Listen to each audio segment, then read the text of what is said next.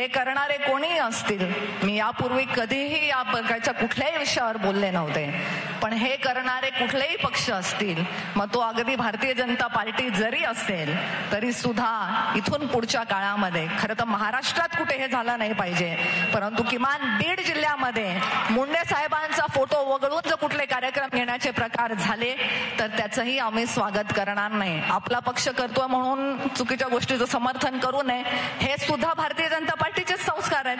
त्यामुळे मी याची विनंती करते, आज ही भूमिका स्पष्ट करणं मला वाटतं ही काळाची गरज होती. तुमच्या कोणाच्याही मनात ही खंत राहू नये म्हणून ह्याचा उल्लेख मला इथे आवर्जून करावासा वाटला. ज्या मुंडे साहेबांच्या नावाशिवाय बीड जिल्ह्यातलंच नाही तर महाराष्ट्राच्या राजकारणातली कुठलीही मोठी राजकीय घडामोड आज साहेब जाऊन 10 वर्ष झाले तरी सुद्धा पार पडत नाही, त्या मुंडे साहेबांचा प्रोटोकॉल मध्ये नाहीये फोटो, हे कारण खरंच मनाला पटणारं नाही. हा काही प्रशासकीय कार्यक्रम नव्हता की ज्याच्यावरती ठराविकच लोकांचे फोटो आले पाहिजेत. मला नाही वाटत आज जर आपण असं सांगितलं की नाही आमच्या जिल्ह्यात तुम्ही मुंडे साहेबांचा आणि पंकजाताईंचा फोटो टाकल्याशिवाय कुठलाही कार्यक्रम होणार नाही असं म्हणालो तर त्याच्यावर ऑब्जेक्शन घेण्याची कोणी काही त्याच्यावरती घेईल दखल असं मला वाटत नाही.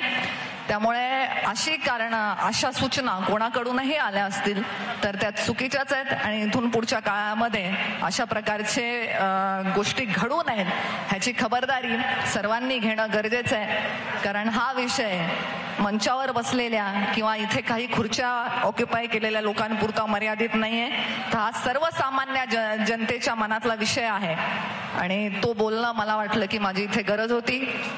बाकी येणाऱ्या काळात देश विदेशातील प्रत्येक घडामोडींचे लाईव्ह अपडेट मिळवण्यासाठी आता साम टीव्हीच्या सर्व सोशल मीडिया प्लॅटफॉर्मला लाईक, फॉलो आणि सबस्क्राईब करा.